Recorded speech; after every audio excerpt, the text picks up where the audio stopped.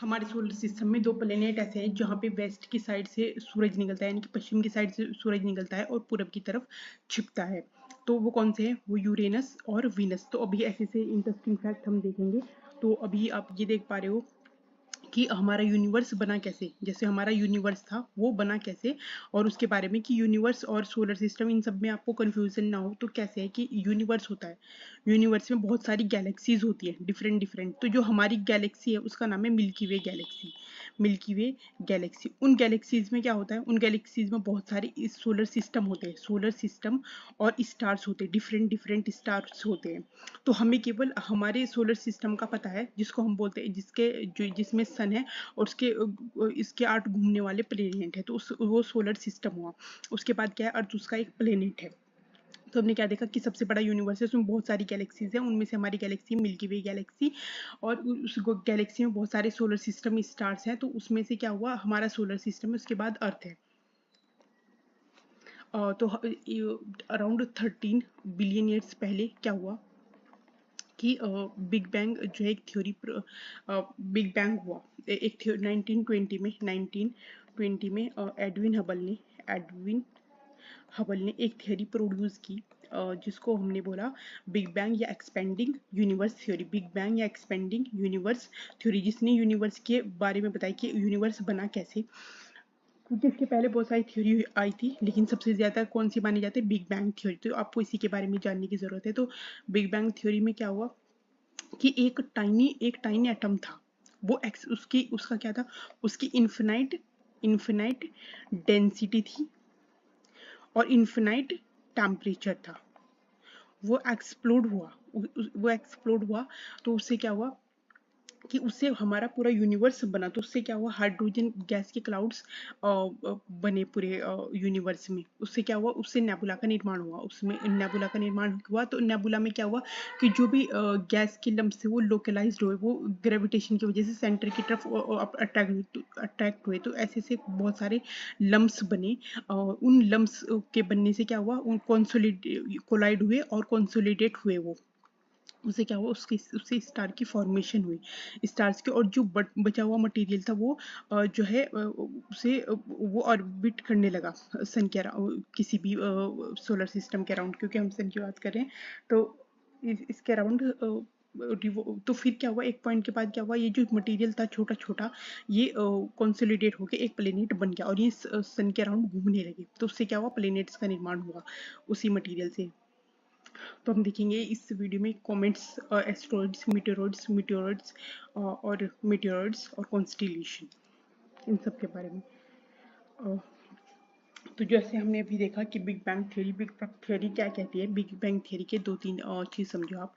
Big bang theory क्या कहती है, इसका सिंपली समझो कि जो हमारी यूनिवर्स है वो एक्सपेंड हो रहा है। यूनिवर्स क्या है, वो बढ़ रहा है, वो एक्सपेंड हो रहा है। लेकिन क्या हो रहा है उसमें, उसमें जो गैलेक्सी वो नहीं बढ़ रही, उनके बीच का डिस्टेंस बढ़ रहा है। जैसे ये एक एटम था, ये एक्सप्लोड हुआ अराउंड 300 बिलियन ईयर से पहले। तो गैलेक्सी का निर्माण हुआ। तो फिर उसके बाद क्या हुआ, और टाइम बढ़ा, तो ये गैलेक्सी और दूर जा रही है एक दूसरे से।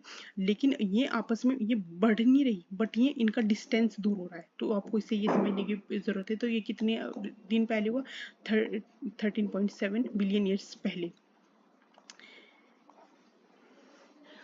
फिर उसके बाद क्या हुआ कि कैसे निर्माण हुआ कि सबसे पहले डेंस हॉट सेंटर था, फिर वो जो पार्टिकल्स थे वे आपस में कोलाइड हुए और वो सेंटर की तरफ अट्रैक्ट हुई। जो नेबुला था उसमें क्या हुआ, उसमें लोकलाइज्ड लम्स गैस के प्रोड्यूस हुए और फिर में क्या हुआ, सेंटर की तरफ बहुत सारे अट्रैक्ट हुए। तो फिर क्या हुआ, एक स्टार का निर्माण हुआ। फिर स्टार्स का निर्माण होने के बाद जो मटेरियल था वो उसके आसपास रिवॉल्व होके कंडेंस होके उससे प्लेनेट बने। और जो मटेरियल था जो कंडेंस नहीं हो सका, उससे एस्टेरॉइड्स बेल्ट बनी। तो स्टार्स का अभी हम देख लेते हैं कि सबसे पहले क्या था कि नेबुला था। सबसे पहले जो बिग बैंग के बाद जो एनर्जी थी वो ऐसे ही स्प्रेड हुई थी, उसमें कुछ नहीं था। लेकिन फिर क्या हुआ, टाइम के बाद नेबुला बनी। उससे नेबुला से में क्या हुआ, ग्रेविटेशनल क्लैप्स हुआ सेंटर की तरफ। उससे क्या हुआ, प्रोटोस्टार का फॉर्मेशन हुआ। फिर एक स्टार बना। स्टार के अराउंड क्या हुए, बहुत सारी स्टार्स में क्या होता है कि अपनी एनर्जी होती है। तो स्टार्स के अराउंड क्या हुआ, जो एनर्जी थी वो उससे थ्रोन आउट हुई और ऑर्बिट्स का निर्माण हुआ। ऑर्बिट्स का निर्माण होने के बाद फिर प्लेनेट्स का निर्माण हुआ उसके बाद। तो गैलेक्सी जो हमारी गैलेक्सी के सबसे नियरेस्ट वो स्टार है, नियरेस्ट स्टार है, उसको हम बोलते हैं प्रॉक्सिमा सेंचुरी। तो इसका इसका डिस्टेंस कितना है हमारी गैलेक्सी से? 4.4 लाइट ईयर। तो लाइट ईयर क्या होता है? लाइट ईयर मतलब क्या होता है कि जितना टाइम जो है लाइट को पहुंचने में वहां लगेगा, यानी कि अगर हम जा रहे हैं तो लाइट को पहुंचने में 4 साल लग जाएंगे। जैसे सन से जो होता है अर्थ तक पहुंचने में, सन से अर्थ तक पहुंचने में जो लाइट को कितने का मिनट लगते? 8 मिनट। तो कितनी लाइट की दूरी हुई? 8 मिनट की दूरी। लेकिन यहाँ कितनी लाइट की दूरी है? 4.4 ईयर्स, लाइट ईयर्स, यानी कि 4.5 साल। लाइट को ही 4.5 साल लग जाएंगे, तो आदमी को सोचो कितने साल लगेंगे वहां पहुंचने में। लाइट जो स्पीड से 3 लाख किलोमीटर की स्पीड से लाइट काम करती है, मतलब पहुंचती है पर सेकंड। 3 लाख पर सेकंड, सोचो तो कितना डिस्टेंस होगा इनके बीच में। तो बहुत सारी गैलेक्सीज हैं, उनमें से एक गैलेक्सी है मिल्की वे, जिसमें जो स्पाइरल है और इसमें बहुत सारे सोलर सिस्टम होंगे। लेकिन हमें किसका पता है? हमें अपने सोलर सिस्टम का पता है, जिसमें सन है और इसके 8 प्लेनेट है।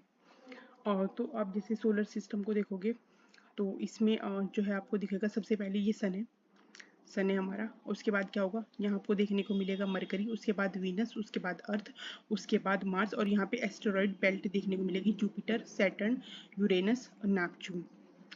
और इन प्लेनेट्स को हमने, जो बिल्कुल सन के पास थे, उन्हें हमने क्या बोला? उन्हें हमने बोला टेरेस्ट्रियल प्लेनेट, यानी कि अर्थ के जैसे, और उनका जो स्ट्रक्चर है वो रॉकी टेरेस्ट्रियल प्लेनेट। और इनको हमने क्या बोला? जोवियन या गैसियस प्लेनेट। जुपिटर जैसे, या इनका जो ज़्यादातर मटेरियल बना हुआ है वो गैस की फॉर्मेट में बना है, लेकिन इनका कैसा स्ट्रक्चर है? इनका रॉकी स्ट्रक्चर आपको देखने को मिलेगा। तो आप जैसे देखते हो कि सबसे पहले सबसे पहले प्लेनेट आपको देखने को मिलेगा मरकरी, जो कि हमारे सोलर सिस्टम का सबसे छोटा प्लेनेट भी है। उसके बाद आपको देखने को मिलेगा, और इसका कोई मून नहीं है, इसका कोई मून नहीं है। और आपको सबसे अर्थ के जो सन के क्लोज देखने को मिलेगा। उसके बाद क्या होगा? वीनस देखने को मिलेगा, अर्थ देखने को मिलेगी। उसके बाद क्या होगा? मार्स होगा। मार्स के बाद क्या होगा? आपको एस्टेरॉइड्स बेल्ट देखने को मिलेगी। तो ये जो मटेरियल है, जो मैटर है, जो बिग बैंग के टाइम जो एनर्जी मैटर में कन्वर्ट हुई, तो उसके बाद जो मटेरियल बना, कुछ तो पहले ये भी ऐसे ही थे, मतलब ये मार्स और ये, लेकिन ये कंडेंस होके एक पूरा प्लेनेट बन गया, लेकिन ये पूरा प्लेनेट बन नहीं पाया। तो ये एस्टेरॉयड बेल्ट बन गई, जो कि किसके बीच में? मार्स के बीच में और जुपिटर के बीच में। तो जुपिटर में इसके बाद हम देखेंगे कि जुपिटर, जो कि हमारे प्लेनेट का हमारे सोलर सिस्टम का सबसे बड़ा प्लेनेट है, और मरकरी सबसे छोटा प्लेनेट है। उसके बाद आते हैं हम सैटर्न पे। सैटर्न जो है वो सेकंड लार्जेस्ट प्लेनेट है हमारे सोलर सिस्टम का, और यूरेनस क्या है? वो थर्ड लार्जेस्ट प्लेनेट है। और नेपच्यून फोर्थ लार्जेस्ट प्लेनेट है।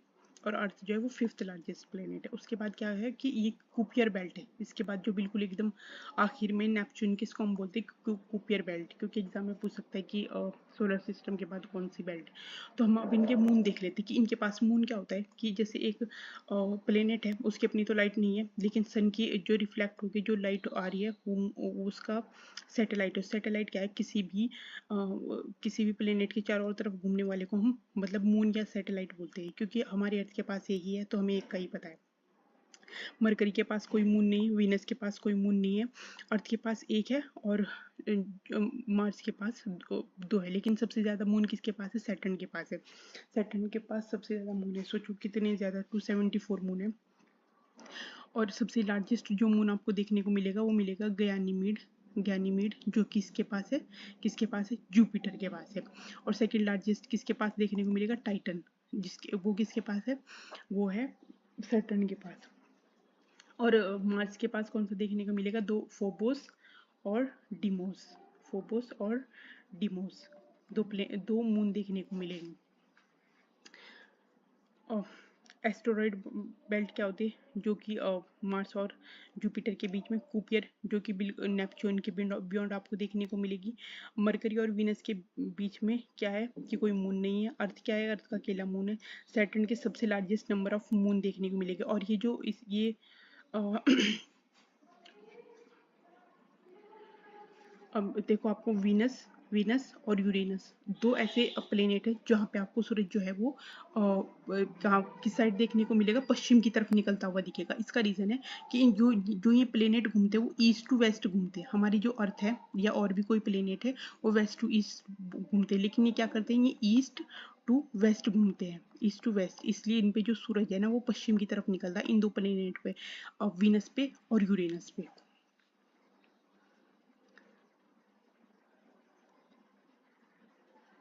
तो यहाँ पे और भी अच्छे, इसको प्लूटो को तो निकाल देता है, क्योंकि किसी भी प्लेनेट बोलने के लिए उसकी एक डिफाइंड ऑर्बिट होनी चाहिए। ये ऑर्बिट काटता था, इसलिए इसको हमने काट दिया। मतलब ये अब प्लेनेट नहीं है, ये केवल 8 प्लेनेट है, 4 एस्टेरॉयड बेल्ट से पहले और 4 एस्टेरॉयड बेल्ट के बाद। तो ये आपको एस्टेरॉयड्स क्या है, एस्टेरॉयड्स आपको घूमते हुए देखेंगे। ये भी जो है सन का चक्कर लगाते हैं और अपने इनके भी, ये भी अपनी रिवॉल्व करते हैं। रिवॉल्व यानी कि एक रोटेशन होता है, एक होता है रोटेशन और एक होता है रिवॉल्यूशन। तो रोटेशन में क्या होता है, रोटेशन में यानी कि अपनी ही दूरी पे घूमना, अपनी ही दूरी पे घूमना, और एक होता है रिवॉल्यूशन जो कि सन के चारों ओर चक्कर लगाना, सन के चारों ओर चक्कर लगाना, उसे रिवॉल्यूशन। जो सन के चारों ओर चक्कर लगाते हैं उससे क्या होता है, उससे होते हैं सीजन, उससे होते हैं सीजन, जैसे विंटर समर। और जो रोटेशन होता है उससे क्या होते हैं, दिन रात होते हैं, दिन डे नाइट होते हैं, दिन रात होते हैं। तो ये भी अपने, ये भी घूमते हैं, ये भी रोटेट करते हैं और सन की चारों ओर तो रिवॉल्व कर ही रहे हैं, लेकिन अपने भी उस पर रोटेट करते हैं, लाइक 5-6 घंटे में। तो एक आप एक बात और समझिए कि जैसे ही इनका डिस्टेंस बढ़ता जाएगा, इनका रिवॉल्यूशन टाइम बढ़ता जाएगा, यानी कि सन के चारों तरफ चक्कर लगाने का टाइम बढ़ता जाएगा। तो जैसे आप देख रहे हो कि ये मरकरी है, तो मरकरी का टाइम सबसे कम होगा, लाइक 88 डेज, 88 डेज। लेकिन जब तक हम नेपच्यून तक पहुंचेंगे तो वो 163 ईयर्स में कन्वर्ट हो जाएगा। मतलब यानी कि 163 साल केवल एक चक्कर लगाने में लगेंगे नेपच्यून को, यानी कि उसमें सीजन जो होंगे वो 163 साल में कन्फाइंड होंगे। जो हम यहाँ इंडिया में जो हम अर्थ पे 365 डेज में देखते हैं, वो यहाँ पे हम कितने दिन में देखेंगे, वो हम यहाँ 163 ईयर्स में देखेंगे। और यहाँ पे कितने में देखेंगे, मरकरी पे हम देखेंगे 88 डेज में केवल। तो बस आपको इतना ध्यान रखना है, एक तो आपको इनका सीक्वेंस याद रखना है, और आपको उससे समझ में पता लग जाएगा कि इसका जो भी सूरज से जितनी भी दूरी होगी उसका रिवॉल्यूशन टाइम उतना ही ज्यादा होगा। तो कॉमेट्स क्या होते हैं कि ये आइस से रिलेटेड जो है वो मटेरियल होता है, लेकिन जैसे ये सन के पास पहुंचते तो इनमें एक लाइट जलती हुई दिखाई देगी आपको। मेटेरॉइड तो एस्टेरॉइड हमने क्या देखा कि जो मार्स और जुपिटर के बीच की बेल्ट है, तो इनमें कंफ्यूजन मत होना। मेटेरॉइड क्या होते हैं, एक सिंगल जो है वो घूमता हुआ रॉक का टुकड़ा होता है। एक सिंगल क्या है, या कुछ सिंगल टुकड़े होते हैं घूमते हुए स्पेस में। इसमें स्पेस में इनकी कोई डिफाइंड वो नहीं होती, जैसे एस्टेरॉइड्स की होती है।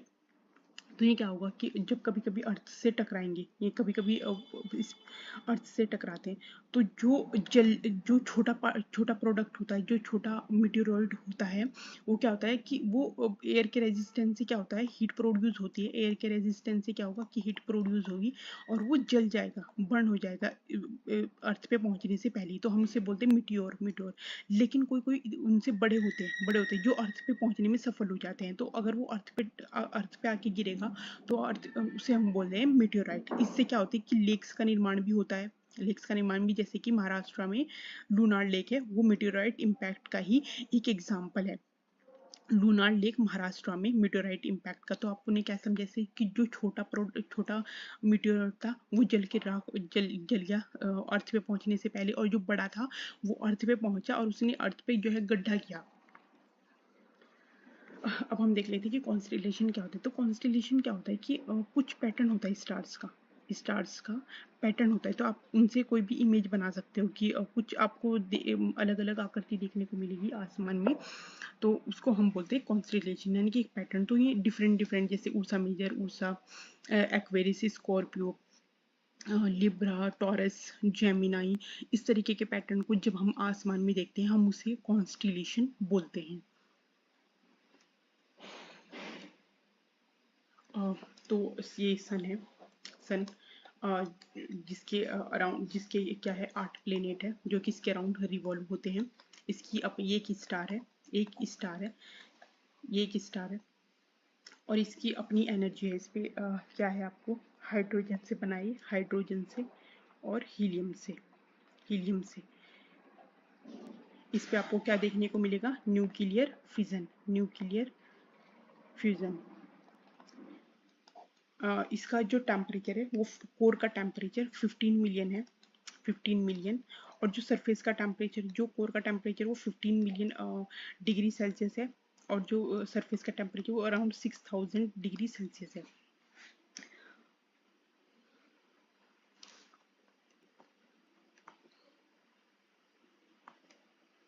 तो अभी हम जो है वो सन के वो देखेंगे कि सन कैसे बनाए। तो ये सन है, और जो इसकी सबसे फर्स्ट लेयर होगी उसको हम बोलते हैं रेडिएटिव लेयर, रेडिएटिव लेयर। और उसके बाद क्या है, उसके बाद जो मटेरियल है वो घूम रहा है, तो हम इसको बोलेंगे कन्वेक्टिव लेयर, कन्वेक्टिव लेयर। उसके बाद क्या है, जिसकी इसके बाद क्या है कि क्रोमोस्फेयर, क्रोमोस्फेयर। और जो जिसकी वजह से हम सूरज की तरफ देख नहीं पाते, अ, सूरज की तरफ हम देख नहीं पाते, उसके बाद एक लेयर आएगी, उसको हम बोलते हैं फोटोस्फेयर। यानी कि हमारी जो आइज होती हैं वो सेंसिटिव होती है विजिबल की वजह से, इसलिए जो चमकता हुआ पार्ट दिखेगा वो क्या होगा, वो सॉरी, ये क्रोमोस्फेयर नहीं है। सबसे पहले रेडिएटिव लेयर, ये क्रोमोस्फेयर नहीं है। क्रोमोस्फेयर इसके पास जो ये जो जैसे आपने स्कूल में बनाया होगा, ये जो लाइंस दिखाते हैं, इसको इसके बाद को हम बोलेंगे क्रोमोस्फेयर। ये है क्रोमोस्फेयर, क्रोमोस्फेयर। फोटोस्फेयर अगर आपसे पूछने लगी कि सन का सबसे विजिबल पार्ट कौन सा है, सन का मोस्ट विजिबल पार्ट है फोटोस्फेयर। तो क्या होगा कि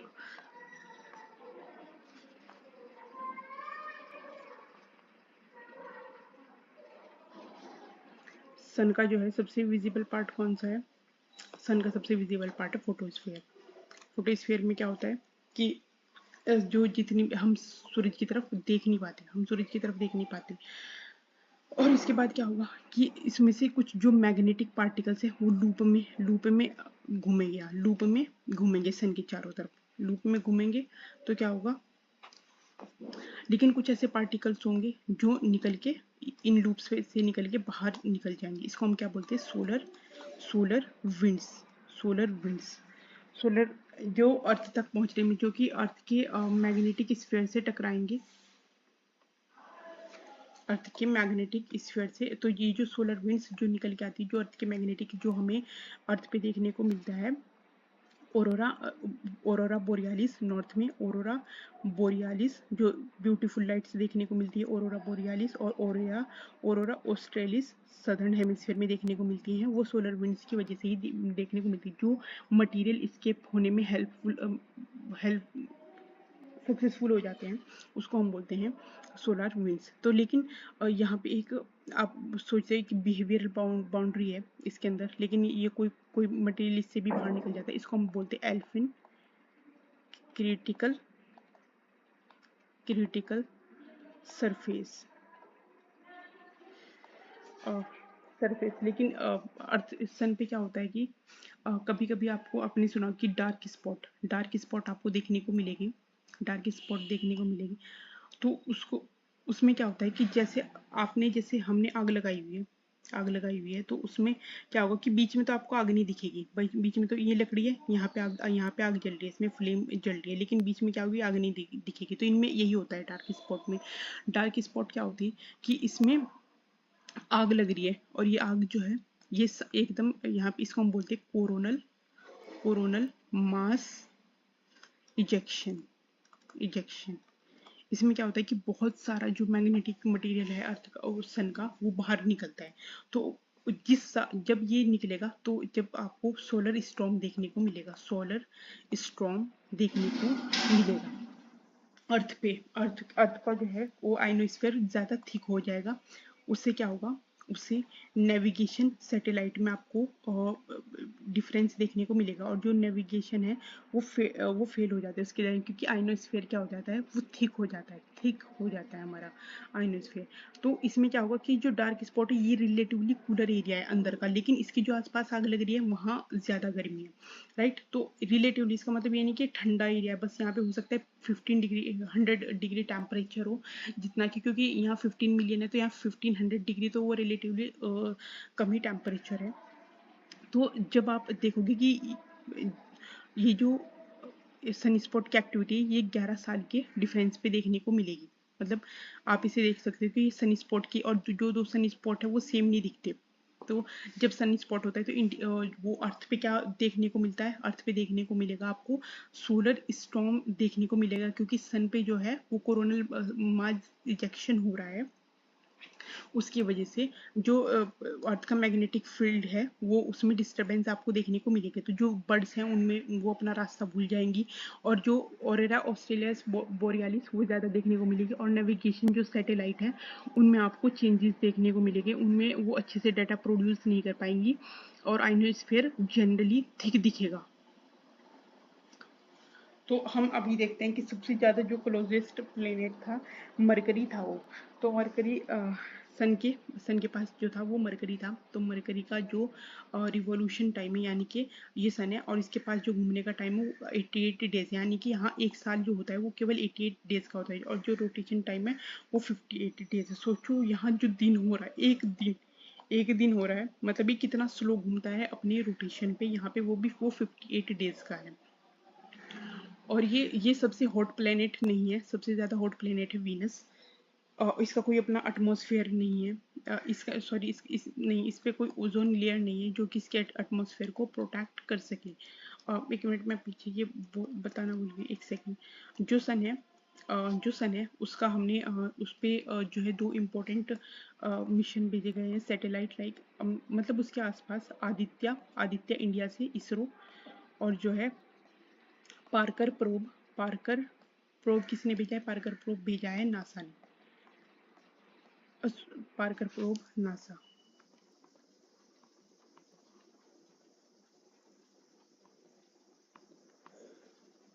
अब हम देख रहे थे कि तो सेकंड प्लेनेट है वीनस जो कि हमारे सोलर सिस्टम का सबसे हॉटेस्ट प्लेनेट है, उसका रीजन है हॉटेस्ट प्लेनेट।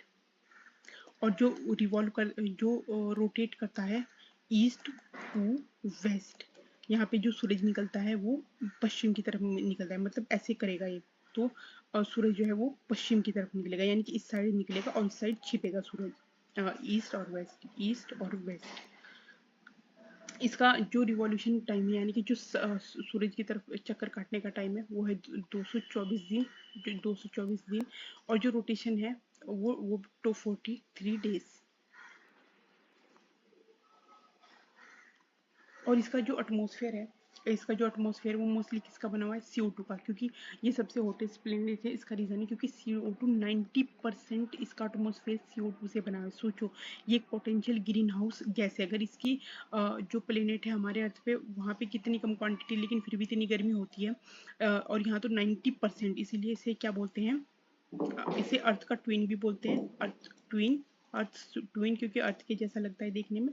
और इसे गॉडेस ऑफ लव भी बोलते हैं, गॉडेस ऑफ लव भी बोलते हैं। आप उससे बोल सकते हैं कि टॉक्सिक लव, क्योंकि इतनी गर्मी है, मतलब 90% जो है वो CO2 है इसके एटमोसफियर में।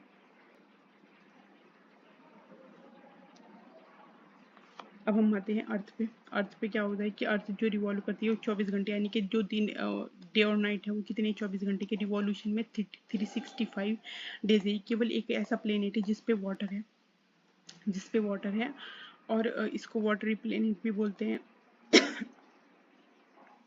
और इसका केवल एक ही सैटेलाइट है जिसको मून, जो किसके अराउंड रिवॉल्व होता है। तो इसमें क्या हुआ कि जो मून है वो जो है वो अर्थ से ही निकला हुआ है, इसलिए जो भी मटेरियल्स आपको देखने को मिलेगा मून पे वो अर्थ के जैसा ही है। तो ये केवल एक अर्थ के इकलौता प्लेनेट है हमारी अर्थ का, इसको हम बोलते हैं मून। और जो है अर्थ मून पे क्या देख मून के और अर्थ के बीच का डिस्टेंस कितना है, 3,84,000 किलोमीटर। लेकिन इस जो डिस्टेंस जब जब सन के और अर्थ के बाद अर्थ सबसे क्लोज होते हैं, जब सन और अर्थ जो है वो सबसे क्लोज होते हैं उसको हम क्या बोलते हैं, हम उसको बोलते हैं पेरिजी। लेकिन क्लोजेस्ट, लेकिन जब जब सन सॉरी जब मून और अर्थ जो है वो सबसे दूर होते हैं उसके क्या, उसको हम बोलते हैं अपोजी। और इसको क्योंकि हम जो है आपने देखा होगा कि लोग बोलते हैं कि मून जो चांद है उस पे भी दाग है, तो दाग का मतलब क्या है कि वो प्लेन एरियाज है, वो प्लेन एरियाज है मून के। और जो ब्राइट पार्ट हमें दिखता है वो वहाँ के माउंटेन्स है, माउंटेन्स है। इस तो हम जो है इसका एक ही पार्ट क्यों देख पाते हैं, क्योंकि जब ये रिवॉल्व होता है अर्थ के अराउंड, तो इस ये ऐसे होता है कि जैसे कोई आदमी है और वो हमारी जैसे कोई एक बच्चा है और इसके अराउंड एक और बच्चा रिवॉल्व हो रहा है, तो ये जब रिवॉल्व हो रहा है तो इसकी तरफ ही मुंह करके रिवॉल्व हो रहा है, तो हम इसके पीछे की साइड देख ही नहीं पा रहे, तो इस वजह से हम जो है सन का पूरा पार्ट देख नहीं पाते। और इसका सॉरी मून का क्या होता है, मून का कोई एटमॉस्फेयर ही नहीं है, नो एटमॉस्फेयर। इसलिए जो है टेम्परेचर कैसे दिखेगा कि दिन में बहुत ज़्यादा होगा 100 डिग्री सेल्सियस, और रात को क्या होगा -180 डिग्री सेल्सियस। तो कोई गैस ही नहीं, कोई एटमॉस्फेयर ही नहीं है जो इस हीट को प्रोटेक्ट कर सके। जैसे अर्थ के टेम्परेचर में ग्रीन हाउस गैसेस है जो अर्थ को क्वाइट वार्म रखती है, तो यहाँ पे कोई आपको एटमॉस्फेयर नहीं देखने को मिलेगा मून पे। तो मून के 3 मिशन है, चंद्रयान 1, चंद्रयान 1 जो कि इसरो ने किया, तो इनको आपको ध्यान रखना, चंद्रयान 2 ये क्या थे, ऑर्बिटर मिशन थे, और ये चंद्रयान 3 वो क्या था, लैंड मिशन, यानी कि वहाँ पे जाएगा और वहीं रहेगा। तो कैसा होता है कि जैसे ऑर्बिटर किसको बोलते हैं कि यहाँ सैटेलाइट कर दी और वो बस इसको स्टडी करिए बाहर से, वो इस पे इसकी ज़मीन पे नहीं उतरी, तो इसको बोलते हैं हम ऑर्बिटर मिशन, ऑर्बिटर मिशन। लेकिन जो इसकी ज़मीन पे उतर जाएगी और यहाँ से मटी इकट्ठा करके लाएगी उसको हम बोलते हैं लैंडर मिशन, लैंडर मिशन। और इस ये कौन इंडिया किस पे पहुंचे, साउथ पोल पे, उसका नाम हमने क्या रखा, शिव शक्ति, शिव शक्ति। और जो पिछला फेल हो गया था चंद्रयान 2 उसको हमने बोला था तिरंगा। तो इसमें क्या हुआ कि अर्थ साउथ पोल पे पहुंचा, तो ये किसके बाद, यूएसए के बाद यूएसएसआर और चाइना के बाद इंडिया फोर्थ कंट्री थी जो जो मून के सरफेस पे लैंड कर पाई।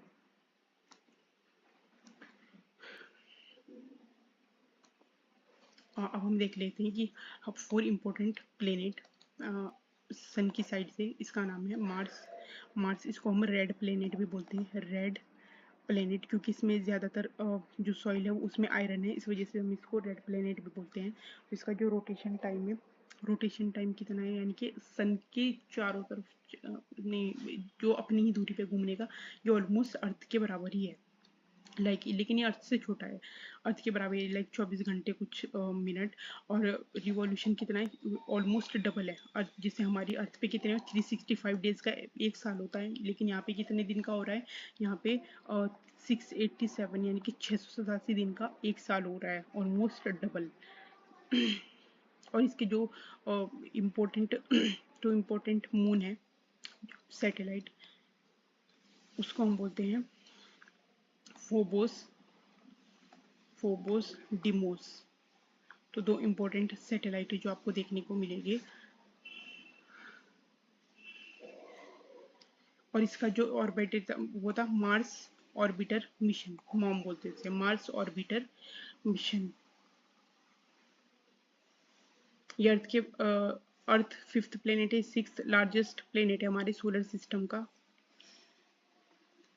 अब हम आते हैं कि सबसे लार्जेस्ट प्लेनेट पे, वो है जुपिटर, जुपिटर, जुपिटर। ये ये क्या है, ये अर्थ से ये अर्थ से काफ़ी बड़ा है, और इसका जो रोटेशन यानी कि अपनी ही दूरी पे घूमना, उसको 9.5 घंटे लगते हैं इसको, मतलब ऑलमोस्ट 10 घंटे लगते हैं। और रिवॉल्यूशन में 11 साल, यानी कि एक साल जैसे हमारा 365 डेज का होता है, यहाँ पे 11 साल का एक साल होता है। और इसको हम क्या कहते हैं, विंटर प्लेनेट भी बोलते हैं, विंटर प्लेनेट, क्योंकि इसका एवरेज टेम्परेचर ही कितना है, -148। और इसी के पास ही सबसे बड़ा सैटेलाइट है हमारे सोलर सिस्टम का, जिसको बोलते हैं हम Ganymede, Ganymede. Ganymede. Second largest planet हमारे सोलर सिस्टम का यूरेनस। सैटर्न। सैटर्न। इसकी सबसे ज़्यादा लार्जेस्ट मून आपको देखने को मिलेगी, लार्जेस्ट मून। और ये जो ये दिख रही है इसके पास लेयर, ये आइस या आइस पार्टिकल से जो है घिरी हुई है। मतलब इसमें जो पार्टिकल्स हैं, वो जो मैटर है वो आइस से ढका हुआ है, इस वजह से ये आपको एक देखने को मिलेगी इसके पास। और इसका जो रिवॉल्यूशन टाइम है, यानी कि जो सन के पास चक्कर लगाने में वो 29 साल लगते हैं इसे, 29 साल लगते हैं। तो जितने भी प्लेनेट हमने देखे जो जितने सन से दूर होता जा रहा है, उसे उतना ही टाइम लग रहा है। और इसके पास जो है वो सब सेकंड लार्जेस्ट मून देखने को मिलेगा, सैटेलाइट।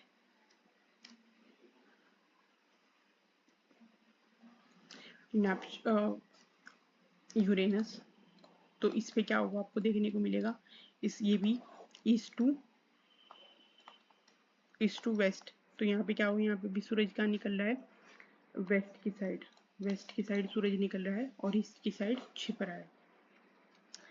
Sunrise, sunset.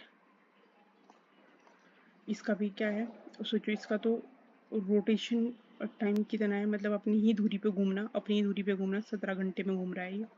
और इसका जो रिवॉल्यूशन टाइम है वो 83 ईयर्स है, यानी कि अगर इसमें अगर कोई भी मौसम चल रहा है तो 83 ईयर्स तक चलेगी। लाइक एक साल, जैसे आप 365 डेज, अर्थ के 365 डेज यहाँ 83 ईयर्स के बराबर है। so, मतलब एक साल जैसे हम होते हैं, यानी कि 365 डेज वो यहाँ 83 ईयर्स में कंप्लीट होगा, सन के अराउंड जो रिवॉल्यूशन है।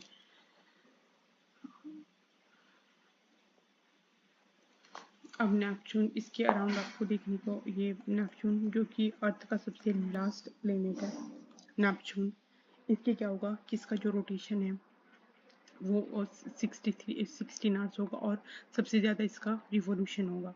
तो इसमें 163 ईयर्स में ये सन के अराउंड घूमेगा, यानी कि सन है और इसके अराउंड इसको घूमने में ही कितने दिन लग रहे हैं, 163 साल लग रहे हैं इसे। और इसके पास क्या होगा, मीथेन का क्लाउड देखने को मिलेगा आपको। मीथेन का क्लाउड, फोर्थ लार्जेस्ट प्लेनेट है, फोर्थ लार्जेस्ट प्लेनेट हमारे सोलर सिस्टम का। तो हमने देखा कि सबसे लार्जेस्ट प्लेनेट था कौन सा, जुपिटर। उसके बाद कौन सा था, सैटर्न। उसके बाद था यूरेनस। उसके बाद था नेपच्यून। नेपच्यून के बाद था अर्थ। अर्थ के बाद था मार्स। मार्स के बाद था वीनस। वीनस के बाद था मरकरी। सबसे हॉटेस्ट प्लेनेट कौन सा था, वीनस। और सबसे कोल्डेस्ट प्लेनेट कौन सा था, वो था जुपिटर। जुपिटर। और रेड प्लेनेट हमने किसे बोला, रेड प्लेनेट हमने बोला और मार्स को।